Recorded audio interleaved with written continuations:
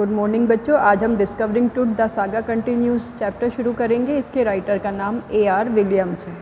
A.R. Williams is a farmer senior writer for national geographic magazine and online news. A.R. Williams एक बहुत ही famous writer हैं जो कि national geographic channel के लिए, मैगजीन के लिए और ऑनलाइन न्यूज़ के लिए लिखती हैं। Discovering Tut, the saga continues by A.R. Williams deals with the mysteries and various theories regarding the life and death of the youngest ruler of ancient Egypt, Tutankhamun। बच्चों ये जो चैप्टर है discovering टूट, ये टूटेनखामुन के बारे में है जो कि एंशियंट इजिप्ट का एक रूलर, एक शासक था और उसकी बहुत ही कम एज में, लगभग 19 साल की एज में उसकी डेथ हो गई थी। उसकी डेथ आज भी एक मिस्ट्री बनी हुई है कि वो कैसे मरा, अभी तक उसके बारे में कोई जानकारी नहीं है। इसलिए 2005 में उनकी मम्मी को निकालकर उसका CT स्कैन कराया गया था। ये चैप्टर उसी इंसिडेंट के बारे में है। He was just a teenager when he died. Writer कहती हैं जब टुट की डेथ हुई उस समय वो टीनेजर था। टीनेजर का मतलब होता है जो 13 to 19, क्योंकि उसके बाद में टीन लगता है तो इन्हें टीनेजर कहा जाता है। 13 से 19 की एज ग्रुप के बच्चों को टीनेजर कहा जाता है। तो जब टुट की डेथ हुई उस समय वो टीनेजर था, यानी ज़्यादा से ज़्यादा वो 19 साल का होगा। The last heir of a powerful family that had ruled Egypt and its empire for centuries. वो आखिरी उत्तराधिकारी था इजिप्ट के उस परिवार का जिसने कई शताब्दियों तक इजिप्ट पर शासन किया था, यानी वो एक बहुत ही फेमस परिवार का, बहुत ही शक्तिशाली परिवार का उत्तराधिकारी था और वो आखिरी वंशज था, यानी उसके बाद वो वंश समाप्त हो गया था।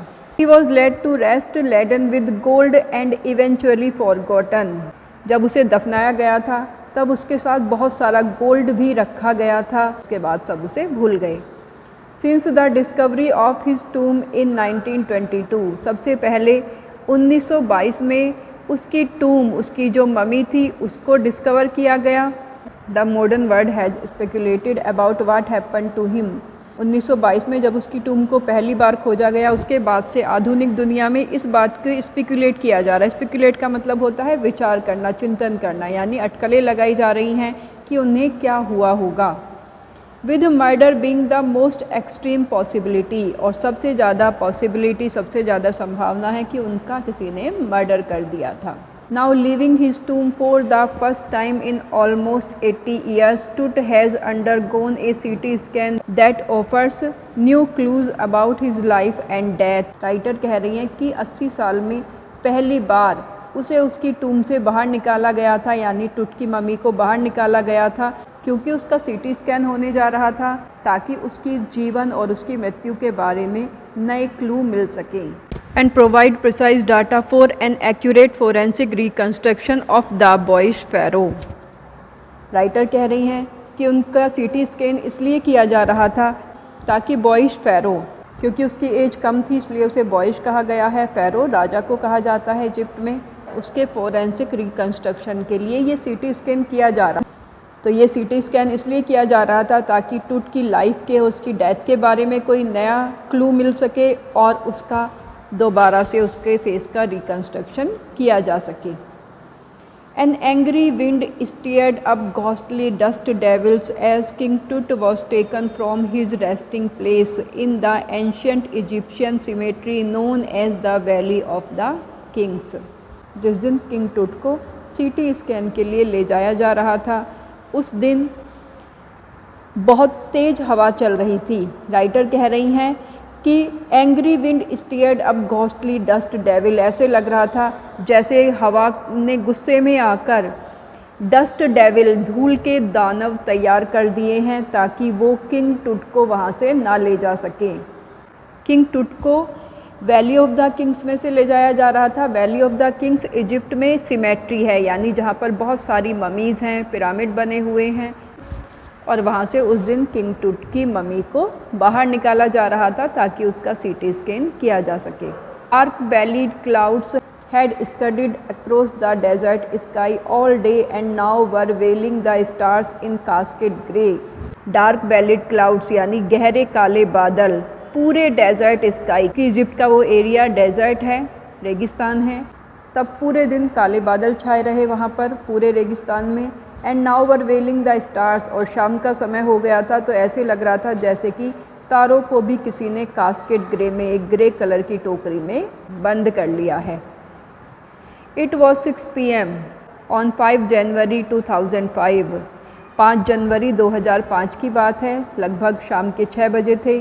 The world's most famous mummy glided head first into a CT scanner brought here to probe the lingering medical mysteries of this little understood young ruler who died more than 3300 years ago। King टूट की mummy को दुनिया की सबसे famous mummy कहा जाता है। सबसे पहले उसी का CT स्कैन हुआ था। Put here to probe the lingering medical mysteries of this little understood young ruler। इस छोटे से यंग रूलर की जीवन से संबंधित जो रहस्य थे उनको खोजने के लिए उसका CT स्कैन किया जा रहा था, और इस रूलर की डेथ अब से लगभग 3300 साल पहले हो गई थी, लेकिन अभी तक भी नहीं पता कि उनकी डेथ कैसे हुई थी, इसलिए इस मिस्ट्री को सुलझाने के लिए उसका CT स्कैन किया जा रहा था। All afternoon the usual line of tourists from around the world had descended into the cramped rock-cut tomb some 26 feet underground to pay their respect। पूरी दोपहर टूरिस्ट की लाइन लगी रही जो कि पूरी दुनिया से आ रहे थे ताकि वो टूट की टूम को अपना रिस्पेक्ट शो कर सकें, यानी कि उन्हें देखने के लिए, उन्हें श्रद्धांजलि देने के लिए पूरी दुनिया से टूरिस्ट आ रहे थे। और टूट की जो टूम थी वो धरती से लगभग 26 फीट नीचे थी और एक रॉक को काटकर, एक पत्थर को काटकर बनाई गई थी। They gazed at the murals on the walls of the burial chamber. Tut का जो बरियल चैम्बर था, जैसे ये है, ये उसी की एक पिक्चर है, वो उसकी मुराल्स को बहुत ही आश्चर्यचकित होकर देख रहे थे। मुराल्स बच्चों, ये जो भित्ति चित्र, दीवारों पर जो चित्र बनाए जाते हैं उसे कहा जाता है। जो उसका बरियल चैम्बर था, जो उसके बरियल रूम था, उसके में चारों तरफ दीवारों पर चित्र बनाए गए थे। And peered at Tut's gilded face, और गिल्डेड का मतलब होता है सोने से बना हुआ। टूट की जो पूरी टूम थी वो भी सोने से बनी हुई थी, टूट का पूरा फेस सोने से ढका हुआ था। तो वो उस मम्मी को जो बिल्कुल सोने से बनी हुई थी उसे बहुत ही आश्चर्य से देख रहे थे। The most striking feature of his mummy shaped outer coffin lid, सबसे स्ट्राइकिंग, जो सबसे स्पेशल क्वालिटी थी उसकी मम्मी की कि उसका जो कॉफिन लिड था, यानी उसकी जो कॉफिन का बाहरी कवर था वो भी मम्मी शेप में बनाया गया था। बिल्कुल जैसे बाकी सबके होते हैं, एक बॉक्स टाइप होता है और उसके अंदर मम्मी रखी रहती है, ऐसा नहीं था। टूट की जो टूम थी उसकी बाहरी लिड भी मम्मी की शेप में ही बनाई गई थी और पूरी सोने की बनी हुई थी। Some visitors read from guide book in a whisper, कुछ विजिटर्स गाइड बुक, क्योंकि वहाँ पर जो पूरी दुनिया से आ रहे थे टूरिस्ट और वो सब उस लैंग्वेज को नहीं जानते थे, इसलिए उन्हें गाइड बुक दी गई ताकि वो अपनी लैंग्वेज में उस मम्मी के बारे में सब कुछ पढ़ सकें। वो उस गाइड बुक से पढ़कर विस्पर कर रहे थे, यानी धीरे धीरे फुसफुसा रहे थे। अदर्स स्टूड साइलेंटली, कुछ बिल्कुल शांत खड़े थे। Perhaps pondering Tut's untimely death in his late teen, शायद वो इस बात पर विचार कर रहे थे कि टूट की अनटाइमली डेथ, असमय मौत कैसे हुई थी, जबकि उस समय उसकी एज लगभग 18 या 19 साल ही रही होगी। और wondering with a shiver if the pharaoh's curse death or misfortune falling upon those who disturbed him, और कुछ आश्चर्य कर रहे थे कि अगर फेरोज कर्स, ये लगभग हर मम्मी पर फेरोज कर्स लिखा रहता है कि अगर कोई भी मम्मी को छुएगा, उसे परेशान करेगा तो या तो उसकी डेथ हो जाएगी या उस पर मिसफॉर्चून, उस पर दुर्भाग्य टूट पड़ेंगे, यानी उसे बहुत ज़्यादा परेशानियों का सामना करना पड़ेगा अगर मम्मी को किसी ने छेड़ने की कोशिश की।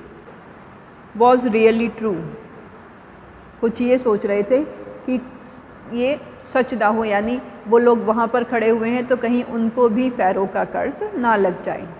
The mummy is in very bad condition because of what Carter did in the 1920s, said Zahi Hawass, secretary general of Egypt's Supreme Council of Antiquities, as he leaned over the body for a long first look। जही हब्बास, जो कि Egypt के supreme Council of antiquities के secretary general थे। जब वो पहली बार टुट की मम्मी को देखने के लिए झुके तो उन्होंने कहा कि मम्मी की कंडीशन बहुत ख़राब है। जो 1920s में कार्टर ने उनके साथ किया था उसकी वजह से मम्मी की कंडीशन बहुत ख़राब है। कार्टर, हॉवर्ड कार्टर, कार्टर का पूरा नाम हॉवर्ड कार्टर है। That is was the British archaeologist who in 1922 discovered Tut's tomb after years of futile searching। ये हावर्ड कार्टर हैं। इन्होंने कई सालों तक सर्च किया टुट की मम्मी को, लेकिन कई सालों तक उनकी सर्चिंग फ्यूटाइल रही, यानी बेकार रही, वो नहीं ढूंढ पाए और उसके बाद उन्होंने 1922 में उस मम्मी को ढूंढ निकाला। ये एक ब्रिटिश आर्कियोलॉजिस्ट थे। Its contents, though hastily ransacked in antiquity, were surprisingly complete। लेकिन इसके जो कंटेंट्स थे, यानी वहाँ पर टुट की मम्मी के साथ जो बहुत सारा सामान था, हालांकि बहुत जल्दबाजी में उसे रैंसेक किया गया था। रैंसेक का मतलब होता है खंगालना, किसी चीज़ को छान डालना, यानी उसकी बारीकी से उसको देखना। और इन सब को इसलिए किया गया था क्योंकि ये एंटीक चीज़ें थी। तो जही हब्बास कह रहे हैं कि हालांकि बहुत जल्दी में इसे खंगाला गया था, लेकिन फिर भी ये कंप्लीट था, यानी उसमें से एक भी चीज़ मिस नहीं थी। Remain the richest royal collection ever found and have become part of the Feroz legend. Writer कह रही हैं कि ये सबसे रिचेस्ट रॉयल कलेक्शन था। टुट की मम्मी के पास जितना भी सामान था सब गोल्ड का बना हुआ था, और ये अब तक की जितनी भी मम्मीज़ मिली हैं उनमें सबसे ज़्यादा रिच कलेक्शन था। इतना कीमती कलेक्शन अभी तक किसी भी मम्मी के पास नहीं मिला है। Stunning artifacts in gold, stunning यानी आश्चर्यचकित करने वाले आर्टिफैक्ट्स, जो आर्टिफैक्ट्स थे, जो सामान थे, वो सब गोल्ड के बने हुए थे। Their eternal brilliance meant to guarantee resurrection. Writer कह रही हैं कि उनका जो इटर्नल ब्रिलियंस था, क्योंकि सोने की जो चमक होती है वो इटर्नल होती है, हमेशा बनी रहती है। ऐसे लगता है जैसे कि ये गारंटी है रिसरेक्शन की, यानी पुनर्जन्म की। उस समय इजिप्ट के लोगों को पुनर्जन्म में विश्वास था, इसलिए वो मम्मी के साथ सारा सामान रखते थे, जो भी उन्हें नीड होती थी वो सारा सामान रखा जाता था, इस विश्वास के साथ कि जब ये दूसरा जन्म लेंगे तब ये सारा सामान उनके काम में आएगा। गोल्ड इतना ज़्यादा था उस मम्मी के पास, caused a sensation at the time of the discovery, कि जिस समय ये डिस्कवरी हुई टुट की टूम जिस समय खोजी गई उस समय एक सेंसेशन फैल गया, यानी पूरा रोमांच फैल गया। सभी लोग आश्चर्यचकित थे उस मम्मी के खजाने को देखकर। And still get the most attention, और अभी तक भी सबसे ज़्यादा अटेंशन टुट की मम्मी को ही मिलती है। But Tut was also buried with everyday things he would want in the afterlife। Writer कह रही हैं कि टुट के साथ वो सारा सामान था डेली नीड का जो उन्हें आफ्टर लाइफ चाहिए होगा। इजिप्शियन आफ्टर लाइफ में विश्वास करते थे, उन्हें लगता था कि इंसान मरने के बाद दोबारा जन्म लेता है और उस समय वो सारी चीज़ें जो उनके साथ दफनाई जाती हैं उन्हें वो यूज़ कर पाते हैं, इसलिए ज़्यादा से ज़्यादा सामान रखा जाता था। टुट के साथ जो चीज़ें थीं उनमें board games, a bronze razor, linen under garments, cases of food and wine.